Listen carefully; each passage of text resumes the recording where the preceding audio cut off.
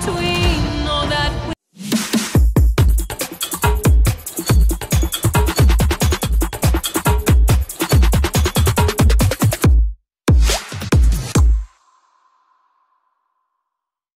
Welcome back to Ngelantur Indonesia, Squid nonton skip belum. Jangan lupa kalian semua bersama host kalian Timothy Vidialo, kita masuk di segmen review.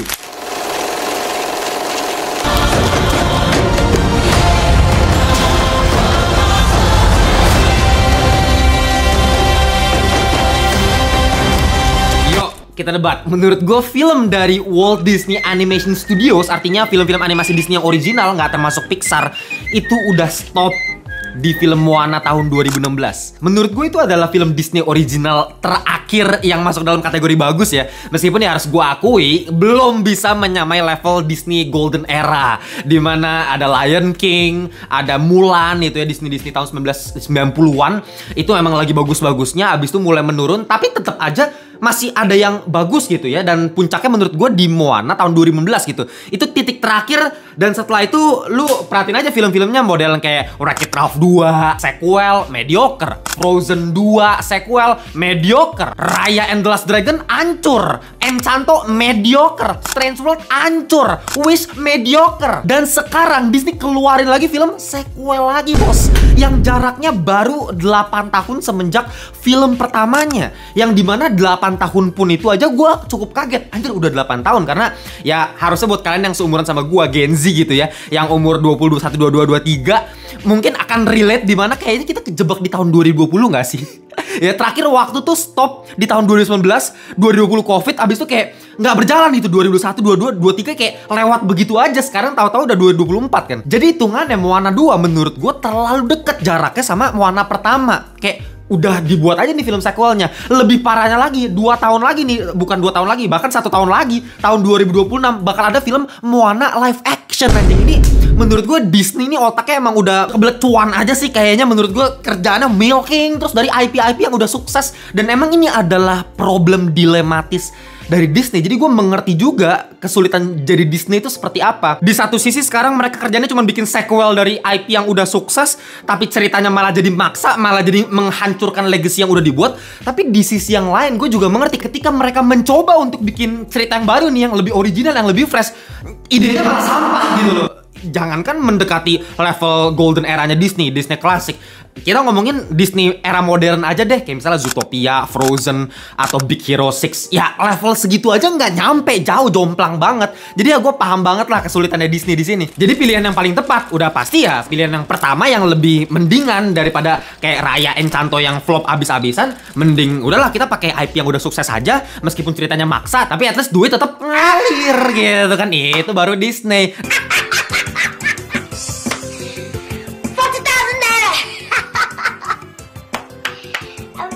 Nah, apa kabar dengan Moana 2? Ya, lagi-lagi ini milking menurut gua. Karena ceritanya ya sebenarnya nggak perlu-perlu amat dibuat. Maui?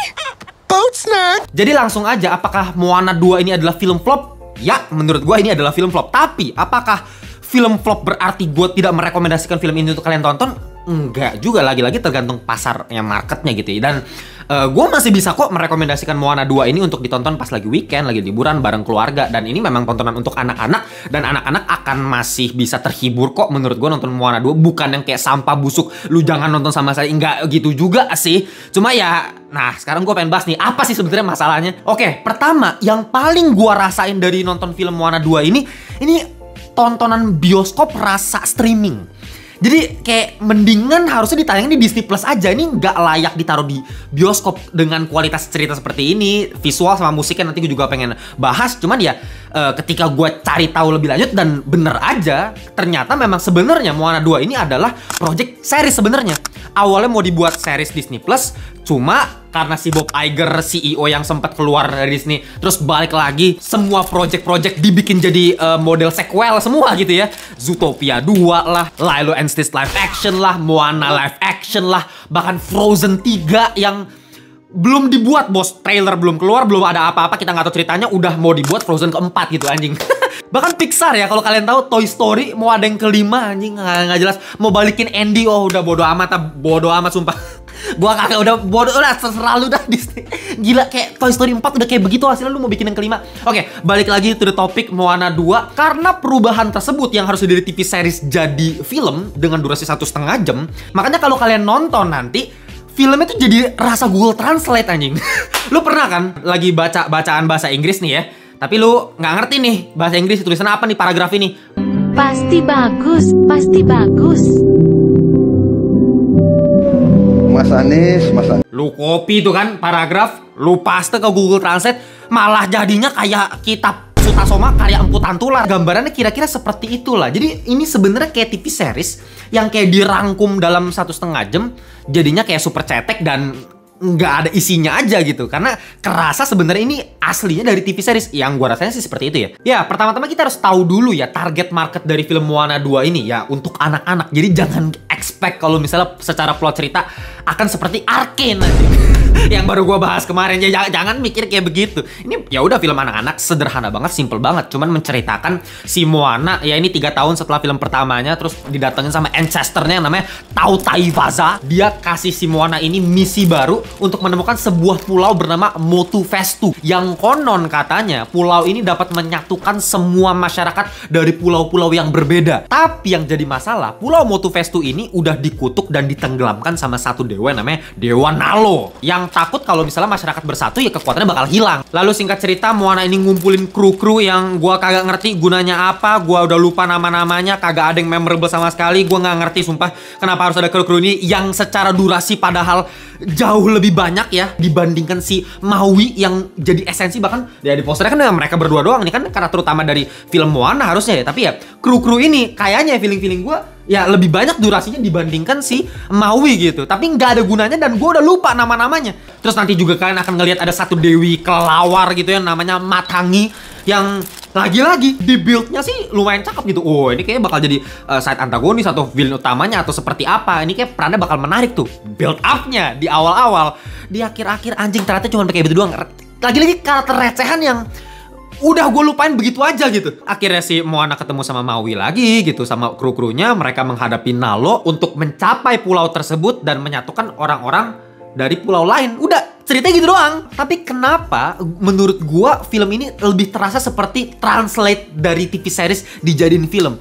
Karena gue lebih bisa membayangkan ya coba ya kalian tulis di komentar yang udah nonton film Moana 2, coba kalian bayangkan ketika film ini dijadiin TV series gitu, dengan total jumlah misalnya ya 5 atau 7 episode atau 9 episode, dan tiap episode itu akan lebih berfokus ke adventure-nya. Jadi satu episode selalu punya misi baru gitu ya. Jadi mereka sebelum mencapai pulau Motu Festu itu menghadapi berbagai macam rintangan dan yang diceritakan lewat setiap episodenya dan ditonton untuk anak-anak. Kan lagi-lagi ya target marketnya untuk anak-anak, bakal seru-seru aja gitu untuk anak-anak di Disney Plus gitu tayangnya. Ya udah pasti tayang di bioskop akan jauh lebih menguntungkan dibandingkan tayang cuma di Disney Plus gitu. Jadi dari segi keputusan bisnis ya bener aja. Cuman ya dari segi plot cerita ya sangat gue sayangkan. Mending gak usah buat sekalian gitu. Karena film keduanya ini jadi kerasa kayak, loh kok tiba-tiba nanti udah ketemu aja Motu Festu, gampang bener lu ketemu gitu. Abis itu krunya juga kagak ngapa-ngapain di sepanjang film, gak ada pendalaman karakternya. Salah satunya ya yang paling membagongkan menurut gue si petani. Jadi ada satu petani yang dijadiin kru sama si Moana. Gue gak ngerti loh fungsinya dia apa. Dia di awal diplot untuk bisa nanemin tanaman untuk kasih makan mereka di sepanjang perjalanan mereka menemukan Motu Festu gitu ya. Tapi nggak ada scene dia nanam tanaman gitu, mengembangkan tanaman, kasih makan tuh nggak ada. Padahal itu kan yang pengen gue lihat. Dia harus ada fungsinya, tapi nggak ada sama sekali. Gue cuman ingat ya scene dia di film ini ketika kapalnya lagi terombang-ambing sama ombak gitu ya. Terus katanya kapalnya harus dikurangin bebannya, terus dia malah buang tanamannya ke laut gitu. Kayak gue nggak buat apa ada lu malah jadi beban aja nih. Atau misalnya si desainer kapal yang di awal-awal kayaknya menarik nih, ada desainer kapal yang masuk jadi kru gitu. Tapi lagi-lagi perannya nggak guna, masa mau nebang kapal lagi berlayar gitu.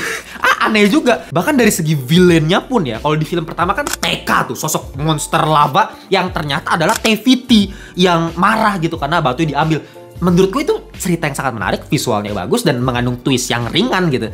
Ya itu ada kedalaman tersendiri. Sedangkan di film ini Nalo siapa anjing Nalo gitu, wujudnya kagak ada, visualnya apaan gitu loh. Ceritanya cuma begitu doang, ngalahinnya juga nggak nyampe 5 menit kelar dah si Nalo. Kru-krunya juga AFK di tempat pas lagi lawan Nalo gitu, kagak ada guna-gunanya. Mereka cuma ngedayung-dayung kapal, ngarahin kapal, udah begitu doang.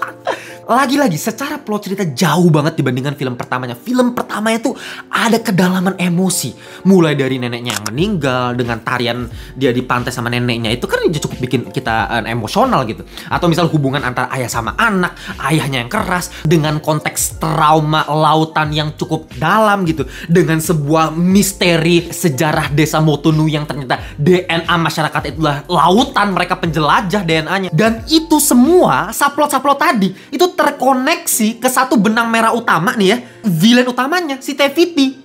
Ini baru cerita yang bagus gitu loh. Lah, ini apaan ini?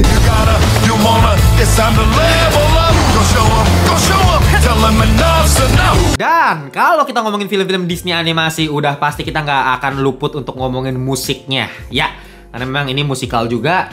Dan yang paling fatal justru musiknya.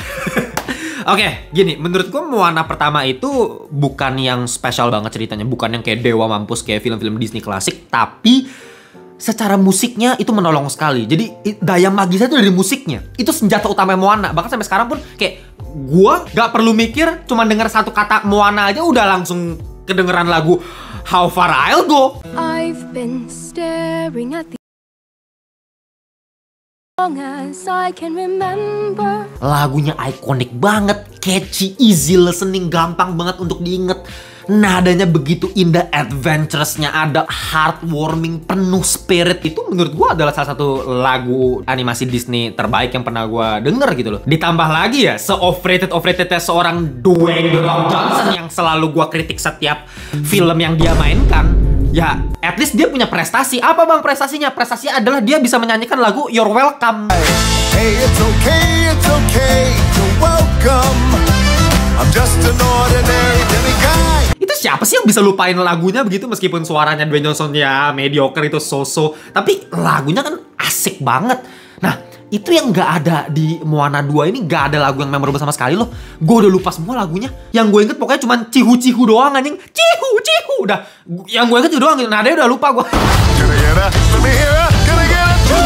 Sayang seribu sayang, menurut gue justru elemen yang paling penting, yang paling fundamental dari Moana ini malah jadi hal yang paling downgrade di film keduanya. Ya tapi untungnya nggak semua lagunya jelek juga sih. Ada beberapa lagu yang cukup enak sebenarnya, kayak misalnya Get Lost. We gonna get lost, cut loose and lose our way. There ain't no fun in holding back, babe. Pakai R&B rap gitu, asik banget. Gue sampai sekarang masih inget, gue menikmati sekali dengerin itu. Cuman gue udah lupa, lagi-lagi easy listeningnya tuh nggak ada. Tapi ya at least itu enak lah, cukup bisa bikin gue ngangguk-ngangguk kepala pas lagi dengerin musiknya.